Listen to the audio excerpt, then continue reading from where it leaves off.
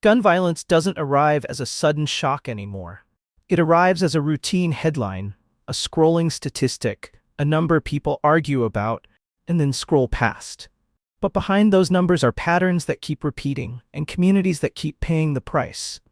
The uncomfortable truth is that Black Americans continue to be disproportionately impacted by gun violence, and yet the conversation around it is often shallow, rushed, or deliberately misdirected. On Virtual Travel by Brian, I took a hard look at 10 states where gun violence hits Black Americans the hardest, not through outrage or political talking points, but through gun violence statistics, crime rates, and public health data that rarely get discussed honestly. I investigated where the damage is most concentrated, how urban violence quietly becomes normalized, and why community safety keeps slipping through the cracks while leaders argue over optics instead of outcomes. This isn't about blaming victims or pretending the problem appeared overnight. It's about education and awareness, and exposing how historical inequality, socioeconomic pressure, and access to firearms collide in predictable ways that too many people prefer not to examine. In this video, I investigated 10 states where Black Americans are most impacted by gun violence to reveal patterns most people never question and systems that rarely get held accountable. Expect uncomfortable facts, hard data, and a breakdown that connects social justice, advocacy, and violence prevention in a way headlines don't. Stay locked in through the countdown, drop your thoughts in the comments, and share this video if you believe understanding the problem is the first step toward meaningful change. Number 10. Alabama. The headlines out of Alabama don't whisper, they blare. One week it's Birmingham, the next it's Montgomery, and in between, it's a steady drumbeat of vigils, press conferences, and promises that sound familiar because they've been made before. The data explains why the noise never really stops. Alabama's black homicide rate sits at 39.1 per 100,000, with 532 black lives lost in a single year. That's not a spike, that's a pattern. What makes Alabama especially revealing isn't just the violence, it's how predictable it is. In Birmingham alone, officials routinely acknowledge that most shootings are driven by a very small number of people and places. Public health researchers use the same language nationwide, noting that gun violence is highly concentrated among a small number of individuals, networks, and neighborhoods. That concentration isn't random. It follows decades of segregation, underfunded schools, limited job access, and neighborhoods where trauma stacks faster than resources. The CDC puts it bluntly, firearm violence is a public health crisis. In Alabama, that crisis shows up in emergency rooms, court dockets, and communities where prevention funding struggles to keep pace with funerals. Violence interruption programs exist, but often on short-term grants. Mental health services are discussed, then delayed. Youth outreach is praised, right before budgets get trimmed. Meanwhile, the cost of inaction keeps compounding. Listen closely and you'll hear the same frustration from community leaders across the state. One recurring theme is trust, or the lack of it. Residents want safety and accountability, but years of uneven enforcement and clearance rates make cooperation feel risky. When trust erodes, retaliation fills the gap. That's not culture, that's math. And here's where the sarcasm practically writes itself. Alabama can find funding fast when it's time to build prisons, but when it comes to prevention, the conversation suddenly turns complicated. Prevention doesn't come with ribbon cuttings or tough-on-crime soundbites, but the evidence is clear. Programs that focus on trauma care, targeted intervention, and economic stability reduce violence. The problem isn't that solutions don't exist, it's that they aren't scaled to match the damage. At number 10 on this list, Alabama shows how gun violence against Black Americans doesn't require chaos, just neglect, repetition, and a system comfortable reacting instead of preventing. The question isn't whether Alabama knows there's a problem. The question is whether it's willing to fund solutions at the same scale as the loss.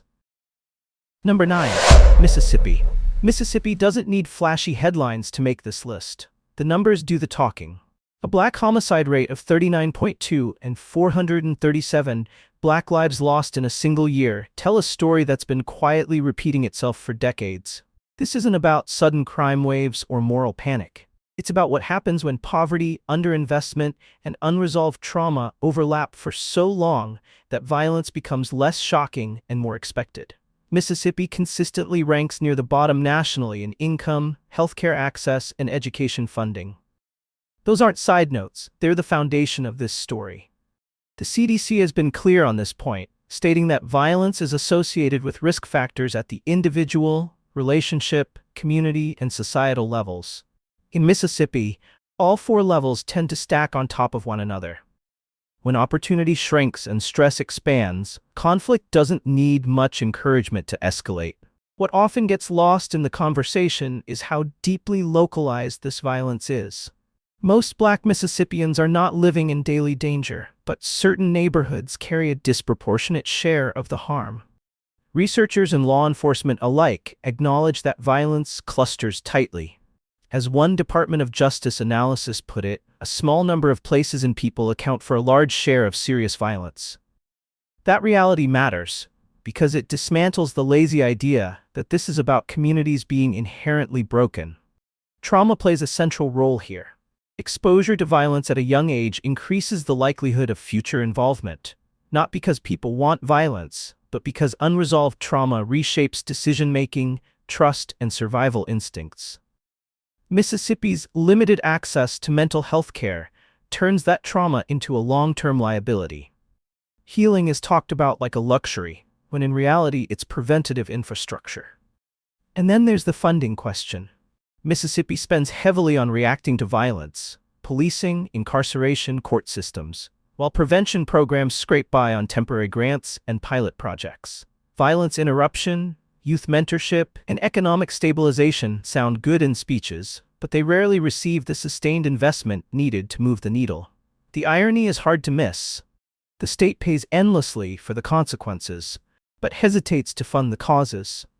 Mississippi's presence at number 9 isn't an indictment of its people. It's a case study in what happens when poverty is normalized, trauma is untreated, and prevention is perpetually underfunded. The data isn't pointing fingers. It's asking a question. How long can a system ignore the roots of violence and still act surprised by the outcomes? Number 8.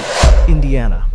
Indiana's gun violence story doesn't announce itself with chaos. It hides in patterns that repeat so often they stop surprising people. With a Black homicide rate of 39.7 and 290 Black lives lost, the state sits in a familiar position. Not the loudest, not the quietest, but consistently deadly.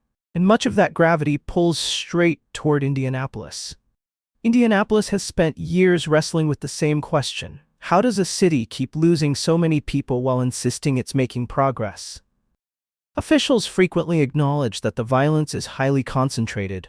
The Department of Justice has repeatedly noted that a small number of individuals and locations are responsible for a disproportionate share of violent crime. Indiana fits that description almost too perfectly. A handful of neighborhoods absorb most of the harm, while the rest of the state debates the optics. One factor that keeps resurfacing is gun flow. Indiana sits in a region where firearms move easily across city and state lines, turning local conflicts into fatal encounters. Law enforcement leaders across the Midwest have warned that illegal guns don't respect jurisdictional boundaries, and Indianapolis often ends up downstream of that reality. Disputes that once ended in bruises now end in funerals, not because people suddenly became more violent, but because the stakes got deadlier. Then there's concentrated disadvantage, a phrase that sounds academic until you see it up close. Neighborhoods facing chronic unemployment, underfunded schools, housing instability, and limited access to healthcare don't experience stress occasionally. They live in it. The CDC frames it plainly. Communities with fewer economic and social supports experience higher rates of violence. Indiana's data mirrors that warning. Where opportunity narrows, violence fills the gap. Trust complicates everything. Clearance rates for shootings remain low, and residents often feel caught between wanting safety and fearing retaliation or neglect. When trust in systems weakens, informal justice steps in, and that rarely ends peacefully. As one Indianapolis community leader put it, "You can't police your way out of something you refuse to invest your way into." Here's the sarcastic part nobody says out loud. Indiana is excellent at emergency responses. Press conferences appear quickly, task forces form, patrols increase, but prevention funding still struggles to match the scale of the loss. Violence interruption programs exist, yet they're often treated like experiments instead of infrastructure. Trauma services are praised, then underfunded. The cycle stays intact. At number 8, Indiana shows how gun violence against Black Americans doesn't require extremes. Just steady neglect, easy access to firearms, and neighborhoods left carrying burdens they didn't create. The data isn't confusing. The real mystery is why the response still acts surprised. Number 7, Tennessee. Tennessee's gun violence problem doesn't hide, it argues with you in real time. One city dominates national headlines, the other markets itself as booming and safe, and yet the numbers refuse to cooperate. A Black homicide rate of 41.9 and 503 Black lives lost place Tennessee squarely in the upper tier of this list. That contrast is exactly the point. Growth, tourism, and shiny development projects don't automatically translate into safety for everyone. Memphis sits at the center of the conversation, often labeled, debated, and politically weaponized. But beneath the talking points is a quieter reality. Violence here is intensely concentrated. Law enforcement officials across the country have acknowledged that a small percentage of offenders commit a disproportionate share of violent crime. Tennessee fits that pattern almost perfectly. A limited number of neighborhoods and networks absorb most of the harm, while the rest of the state debates slogans. Nashville complicates the picture. Rapid growth, rising rents, and displacement have reshaped entire communities. The city looks prosperous on paper, but prosperity has edges. When long-standing residents are pushed out, social ties weaken, stress rises, and informal support systems fracture. The CDC has warned that community-level factors such as economic instability and lack of social cohesion increase the risk of violence. Tennessee's data reflects that warning more clearly than the marketing brochures ever will. Then there's the trust problem. Clearance rates for homicides, especially shootings, remain stubbornly low. That's not just a policing issue, it's a community survival issue. When witnesses fear retaliation or doubt they'll be protected, silence becomes a form of self-defense. The Department of Justice has noted that low clearance rates undermine public confidence and can perpetuate cycles of violence. In Tennessee, that erosion of trust fuels retaliation, prolongs conflicts, and keeps violence circulating. The sarcasm practically writes itself here. Tennessee is quick to fund enforcement surges and task forces, but prevention still fights for leftovers. Violence interruption programs exist, yet they're often treated as optional add-ons rather than essential infrastructure. Trauma services are praised, then sidelined. Meanwhile, communities are asked to cooperate with systems they don't fully trust, while living with the consequences when cooperation fails. At number 7, Tennessee exposes one of the most uncomfortable truths on this list. Gun violence against Black Americans doesn't persist because people don't care. It persists because trust has been chipped away faster than it can be rebuilt. Until prevention is funded like protection and trust is treated as public safety infrastructure, the numbers will keep arguing back, loudly. Number 6. Arkansas. Arkansas doesn't usually make national conversations about gun violence, and that's exactly why it belongs here. With a Black homicide rate of 42.2 and 201 Black lives lost, the state illustrates how violence doesn't need massive cities or nonstop headlines to be devastating. In Arkansas, the danger lives in the gaps between rural and urban life, between poverty and healthcare access, and between what's needed and what's funded. The violent story here is split across two worlds that feed into each other. Urban centers absorb the visible damage, while rural areas quietly supply the conditions that make it worse. Firearms move easily across county lines, but healthcare doesn't. When shootings happen in rural Arkansas, trauma care often requires long transport times. Public health researchers have repeatedly warned that delays in emergency medical treatment significantly increase fatality risk. In a state with hospital closures and limited trauma centers, that delay isn't theoretical, it's fatal. Poverty tightens the grip. Arkansas ranks near the bottom nationally in income and health outcomes, and Black communities feel that weight most heavily.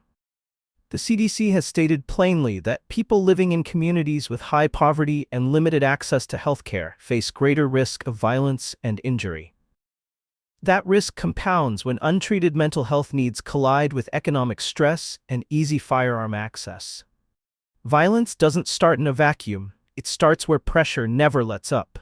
What often goes unmentioned is how rural and urban pipelines interact. People move between small towns and cities for work, family, and survival, carrying unresolved conflicts and trauma with them.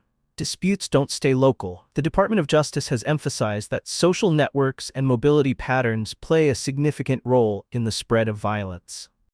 Arkansas reflects that reality in real time. The lines between rural and city violence blur fast. Here's the uncomfortable irony. Arkansas spends far more reacting to violence than preventing it. Emergency responses are funded. Courts are funded. Prisons are funded. Prevention? That's usually treated like a pilot program. Violence interruption, mental health services, and youth outreach exist, but often without the scale or stability needed to matter. As one public health expert put it, we keep paying for funerals instead of funding futures. At number 6, Arkansas exposes how gun violence against Black Americans thrives when healthcare access is thin, poverty is persistent, and prevention is optional. The question isn't whether Arkansas understands the problem. The question is how long it can ignore the pipeline feeding it. We're halfway through the countdown. If you are enjoying the video so far, hit the like button, subscribe to Virtual Travel by Brian, and ring the notification bell for more informative content. Let's get back into it. Number 5. Kansas. Kansas doesn't usually get pulled into national gun violence conversations, which makes its appearance here uncomfortable in a very specific way. With 80 Black lives lost and a Black homicide rate of 43.2, this is a textbook case of why totals can lie and rates tell the real story. The raw number looks small, almost dismissible. The rate says something else entirely. When a smaller population experiences consistent loss, the impact hits harder, spreads faster, and leaves fewer places to hide. This is where understanding rates versus totals matters. A large state can lose hundreds of people and still post a lower rate. Kansas loses fewer people overall, but the risk faced by Black residents is disproportionately high. Public health researchers emphasize this distinction constantly. The CDC reminds policymakers that rates reveal risk, while counts reflect population size. Kansas's risk profile is the part that should stop people mid-sentence. The violence here is highly concentrated, and that concentration magnifies everything. When communities are smaller, each loss ripples further, through families, schools, workplaces, and social networks. The Department of Justice has noted that serious violence is often driven by a small number of locations and social networks. In Kansas, that reality is amplified. There's less margin for error and fewer buffers when prevention fails. Economic pressure plays a major role. Black communities in Kansas often face limited job access, housing instability, and underinvestment that hides behind the state's quieter reputation. The absence of constant headlines doesn't mean the absence of stress. When opportunity narrows and resources thin out, conflicts escalate faster, especially when firearms are easily accessible. The CDC has been blunt on this point. Economic instability and lack of community resources are key contributors to violence. Here's where the sarcasm sneaks in. Kansas isn't short on awareness. Offering thoughts and prayers after violence has become routine, while prevention funding still feels experimental. Violence interruption programs exist, but they're often temporary. Mental health services are praised, then rationed. Youth programs get pilot funding, then vanish. The system reacts well after the fact, then acts confused when the cycle repeats. Community trust adds another layer. Smaller communities mean people know each other, which should help solve crimes. Instead, fear of retaliation and skepticism about protection often keep witnesses silent. As one DOJ report warned, low reporting and low clearance rates can perpetuate cycles of violence. Silence becomes survival, and violence adapts. At number 5, Kansas proves that gun violence against Black Americans doesn't need big numbers to be devastating. High risk in a small population is still high risk. The rate doesn't care how quiet the state seems. It tells you exactly how dangerous the reality is. Number 4. Wisconsin. Wisconsin tends to show up in national conversations for cheese, lakes, and nice reputations, not gun violence. That's why its presence this high on the list usually stops people cold. With a black homicide rate of 44.1 and 179 black lives lost, Wisconsin delivers a clear reminder that this crisis isn't confined to any one region. This isn't just a Deep South issue, it's a structural issue wearing different accents. What stands out immediately is the weapon of choice. In Wisconsin's state profile, nearly 9 out of every 10 black homicide victims were killed with a firearm. That detail matters. Guns don't just increase lethality, they collapse the window for second chances. The CDC has warned repeatedly that firearms are the most lethal means of violence and significantly increase the likelihood that a conflict results in death. Wisconsin's data reads like a case study of that warning. The violence here is tightly concentrated, especially in specific urban corridors, while much of the state rarely encounters it at all. That unevenness fuels denial. People far removed from the affected neighborhoods can convince themselves this isn't their problem. The Department of Justice has pushed back against that mindset, noting that serious violence is often concentrated in a small number of places, but its effects ripple far beyond those boundaries. Wisconsin's numbers show exactly how far those ripples travel. Segregation plays a quiet but powerful role. Wisconsin consistently ranks among the most racially segregated states in America. Segregation doesn't just separate people geographically, it separates access to opportunity, quality schools, healthcare, and political urgency. When disadvantage stacks year after year, violence doesn't need encouragement. It needs interruption. The CDC frames it plainly. Communities with fewer protective factors and higher levels of disadvantage experience higher rates of violence. Now for the part nobody loves talking about. Wisconsin has no shortage of policy conversations, task forces, or after-action reports, but prevention funding still struggles to match the scale of the harm. Violence interruption programs exist, often praised as promising, which is policy speak for underfunded. Mental health services are discussed right up until budget season. Meanwhile, firearms remain plentiful and conflicts remain fatal. Here's the irony hiding in plain sight. Wisconsin's reputation for stability actually works against urgency. When a state isn't known for violence, it's easier to treat the numbers as anomalies instead of warnings. But 179 black lives lost in 1 year isn't an anomaly. It's a pattern. At number 4, Wisconsin delivers a necessary reality check.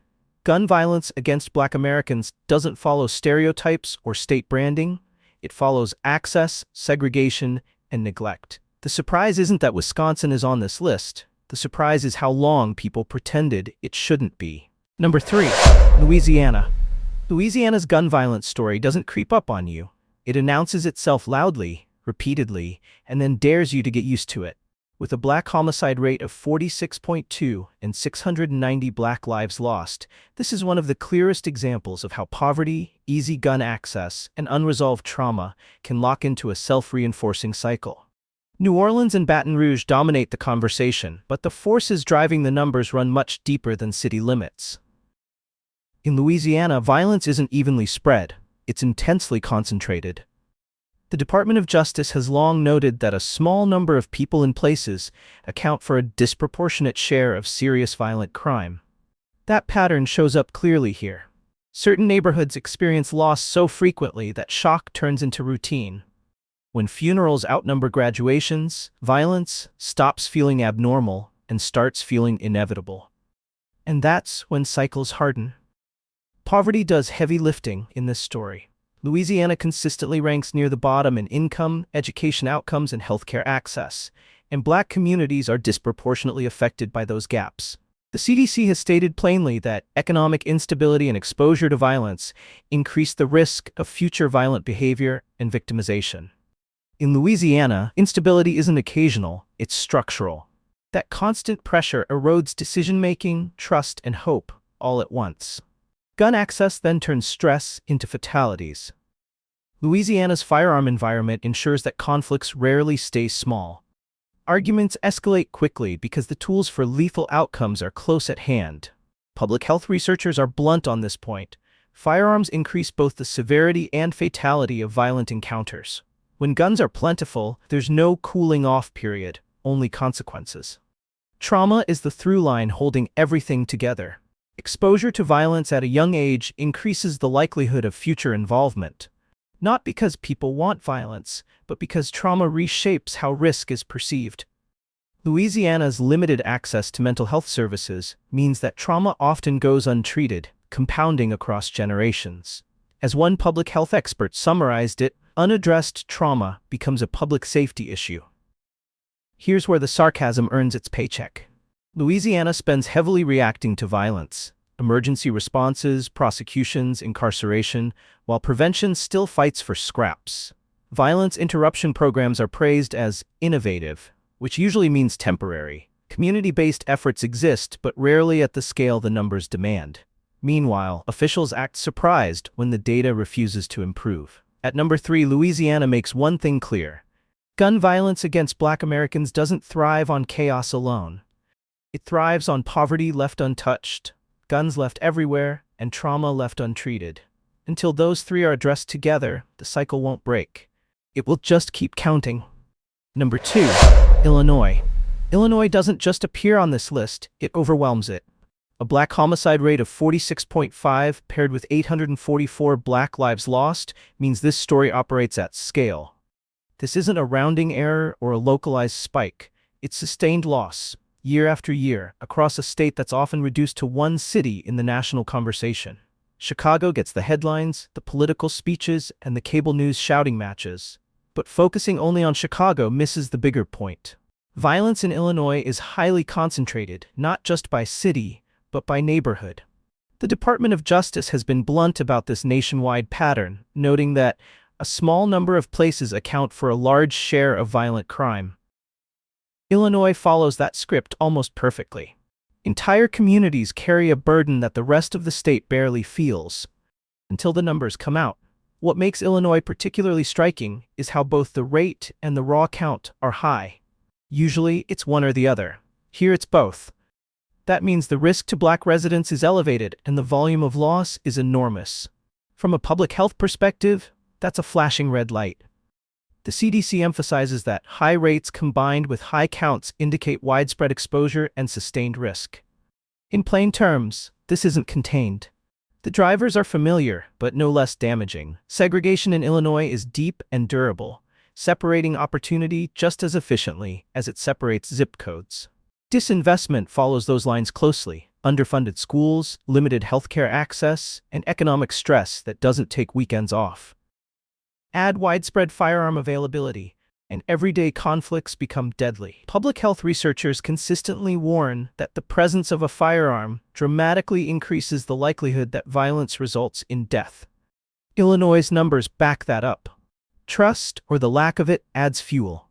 Clearance rates for shootings remain low in many of the hardest-hit areas, and residents often describe a grim calculation: cooperate and risk retaliation, or stay silent and hope violence doesn't circle back. The DOJ has acknowledged that low clearance rates undermine community trust and can perpetuate cycles of violence. Illinois is living proof of that feedback loop. And here's where the sarcasm creeps in. Illinois is excellent at debating gun violence. Panels, task forces, and press conferences appear on schedule, but prevention funding still struggles to match the scale of loss. Violence interruption programs show promise, then fight for survival. Trauma services are praised, then rationed. The response remains reactive, even as the data screams for prevention at scale. At number 2, Illinois forces an uncomfortable realization. When both the risk and the body count are this high, the problem isn't awareness, it's commitment. And until concentrated harm is met with concentrated solutions, the math won't change. It will just keep adding names. Number 1, Missouri. Missouri doesn't creep into the top spot, it claims it decisively. A Black homicide rate of 54.9 and 400 Black lives lost put this state in a category of its own. That number isn't just high, it's a warning flare. And when you zoom in, the picture gets even clearer. 91% of Black homicide victims in Missouri were killed with firearms. When nearly every conflict ends with a gun, violence stops being situational and starts being structural. St. Louis and Kansas City dominate the conversation, and for good reason. The violence here is intensely concentrated, not statewide chaos, but neighborhood-level devastation. The Department of Justice has repeatedly emphasized that a small number of people and places account for a disproportionate share of serious violent crime. Missouri follows that pattern almost perfectly. A handful of zip codes shoulder a burden that distorts statewide numbers, and yet those same neighborhoods often receive the least sustained investment. What makes Missouri stand out isn't just the concentration, but the consistency. Year after year, the same communities appear in the data.